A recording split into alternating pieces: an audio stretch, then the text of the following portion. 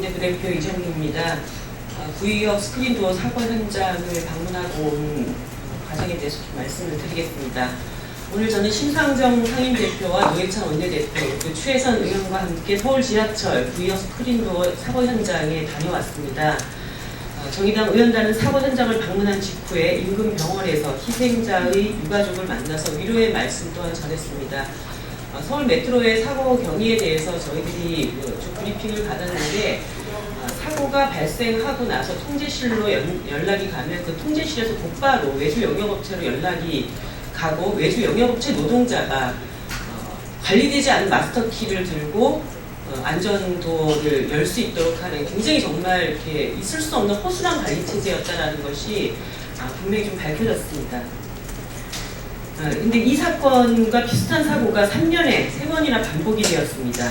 이것은 막을 수 있었던 인재라는 것을 보여줍니다. 지금부터 사고의 원인을 철저히 조사하고 재발을 막기 위해 필사적으로 노력하는 것만이 고인에 대한 마지막 예의가 될 것입니다. 이를 위해서 저는 3가지를 말씀을 드리겠습니다. 첫째, 모든 안전 관련 업무에 정규직 전환을 이뤄야 합니다. 비용 효율화라는 이름으로 만연하고 있는 다단계 합청 구조와 간접 고용의 그물망을 정부와 공공기관부터 당장 뜯어고쳐야 합니다. 박근혜 대통령은 2015년까지 상시 지속 업무를 수행하는 공공기관 비정규직의 정규직 전환을 약속한 바가 있습니다. 박근혜 대통령이 반의 반만이라도 자신의 공약을 지키려 노력했다면 오늘의 비극은 막을 수도 있었습니다. 안전과 관련한 노동자의 안전과 관련한 노동자와 상시 지속 업무 노동자들을 정규직하고 위험의 불평등을 끌어내야 합니다. 둘째는 지하철의 안전 전문 인력을 늘리기 위한 예산을 확충해야 합니다. 이번 사고의 원인은 안전관리 매뉴얼 미준수가 될 수 없습니다. 49개 역사를 6명이 담당하고 시간이 없어서 식사조차 컵라면으로 때우게 만드는 그 매뉴얼은 앞으로 분량이 수천 장이 늘어난다 하더라도 노동자의 안전권을 지켜줄 수는 없을 것입니다. 일해야 하는 노동자의 절대수가 부족한 것이 이번 사태의 본질입니다. 용역업체를 자회사로 전환하겠다는 서울시의 대책은 지금 현재 서울시에서 이제 자회사 전환에 대한 대책을 내놓고 있는데요. 이것은 이번 사건의 미봉책에 불과하다는 것을 다시 한번 밝혀드립니다. 용역업체 작업인력 확보를 위한 예산을 직접 고용 예산으로 확대 전환할 것을 촉구합니다.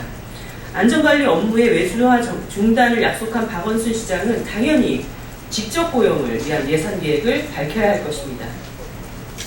셋째, 반복되는 안전사고를 막기 위해서 노사민 합동실태조사를 통해서 대책을 마련해야 합니다.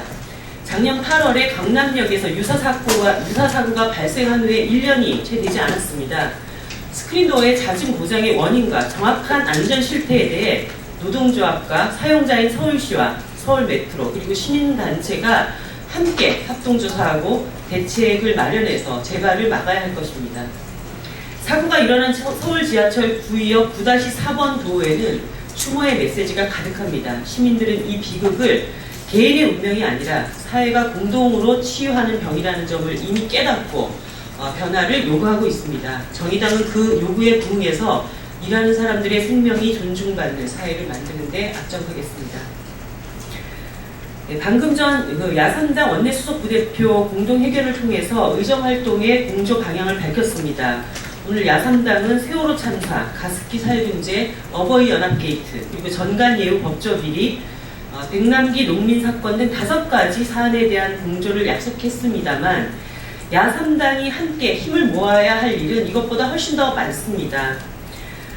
이와 관련해서 정의당은 오늘 의원단 총회를 열어서 국민안전 가계비 경감, 경제민주화 청년안정, 4대 민생 분야에서 15개의 민생 법안을 준비하겠다는 계획과 함께 야삼당이 지난 총선에서 함께 약속한 20대 긴급 처리 법안 공동 처리를 촉구했습니다.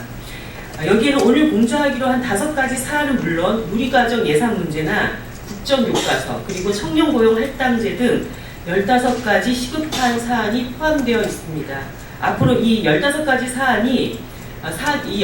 사안까지 야당 공조가 확대되어야만 합니다. 야권의 공조야말로 박근혜 정부의 실정을 비판하면서 총선에서 여소야대 국회를 만들어주신 국민의 기대에 부응하는 일일 것입니다. 감사합니다.